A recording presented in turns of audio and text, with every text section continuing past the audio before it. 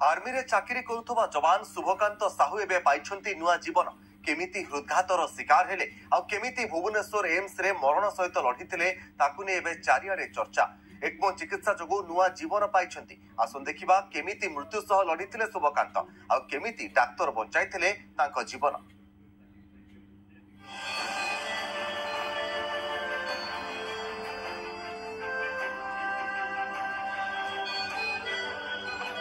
ECMO और डाक्तरों को अक्लांत परिश्रम रोगी को देइछि नुआ जीवन आ नुआ जीवन पाइथिबा ए रोगी हेउछंती नयागढ़ जिला रणपुर निकट पड़पलार शुभकांत साहू।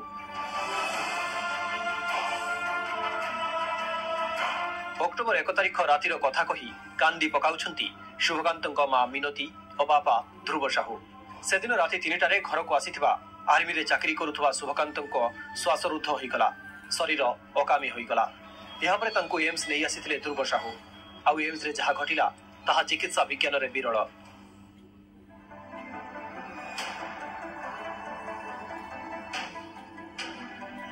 दुई घंटार अक्लांत परिश्रम पर पुनः कार्यक्षम होइथिला शुभकांतଙ୍କ हृदस्पंदन। ईसीपीआर प्रणालीर सफल रूपायन जोगु यह संभव होई परिथिला। एक्मो विशेषज्ञ डाक्टर श्रीकांत बेहेरांक नेतृत्व रे एक टीम प्राय 80 मिनिट धरी माराथन सीपीआर देवा परे तांको एक्मो प्रणाली प्रदान करा दैथिला।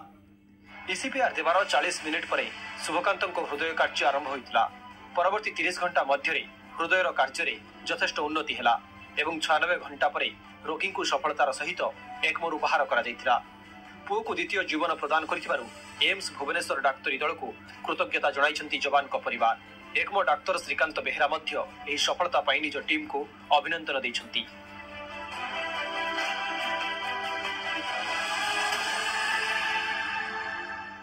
दादी भगवान को दयार मो पुआ भल है कि मो पाखरे अछि मो उजुड़िला संसार जे उजुड़ी जाउथिबा संसार मोर सजाड़ी हो जाइछि। हॉस्पिटल आउ श्रीकांत सारे तांको संगरे जेते डॉक्टर नर्स चेष्टा करछन से मान को कोटि कोटि प्रणाम। एटा एक डेडिकेटेड टीम आउ एक्सपर्टाइज रे रही परिबो किंतु आमे से पेशेंट को आउ गोटे 40 मिनिट लागिथिला। आमे 40 मिनिट सीपीआर कला परे एक्मो लगे पई चिंता कलु जेहेतु आउ हार्ट बीट तार आसलानी आउ हमको आउ 40 मिनिट लागिला एक्मो को आरंभ करिया पई। सेही समय रे मध्य हमर सीपीआर चलथिला त माने आरंभ रु 80 मिनिट जाए कंटीन्यूअस सीपीआर चलथिला। तथापि एक्मो लगे सला परे मध्य से पिलाटीर हार्ट बीट काम करि नथिला आउ 40 मिनिट लागिथिला जे तार हार्ट बीट चलिबाबू आरंभ करिया। शुभकांतଙ୍କ मां जणे गृहिणी होइथिबा बेले बापा पेशारे जणे गाड़ी चालक। एकमो सहित अन्यान्य उपकरण पई लक्षाधिक टंका दरकार। निम्न मध्यवित्त परिवार होइथिबारु पूरा चिकित्सा पई एते टंका आसीबो कोठु एही चिंतारे थिबा ध्रुव और मिनतींको सहाय होइथिले तांको मालिक। 32 वर्ष हेबो शुभंको बापा जगतसिंहपुर बालिकुदार बसंत साहूंको पाखरे ड्राइवर काम करती। निज पुअर असुस्थ खबर को मालिक को जणाइबा परे से तांको सहयोगर हाथ बढ़ाइथिले। ध्रुव अति सरल लोक से घरर पुओ भली विश्वस्त होइथिबारु तांको बृहत भल पाए। टंका नुहे बरं जीवन बड़ बोली कहचंती बसंत।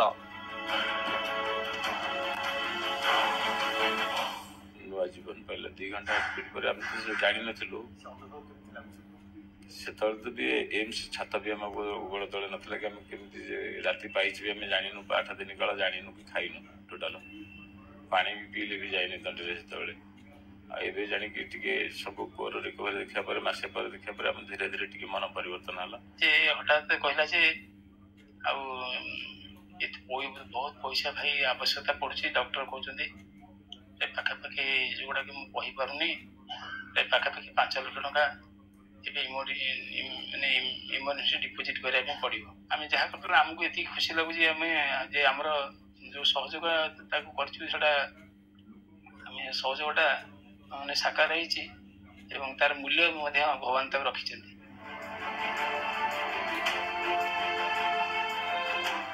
गोटे पटे एम्स डाक्तर और टीम एवं अन्य पटे बसंत साहूंको भली मालिक जहाँकि ध्रुवंको परिवार लागि सबुदिन मने रहिबे। जगतसिंहपुर सरोज सहित भुवनेश्वर कैमरामैन मानस पटनायक सहित सुमंत सुंदर राय, न्यूज 18 ओडिया।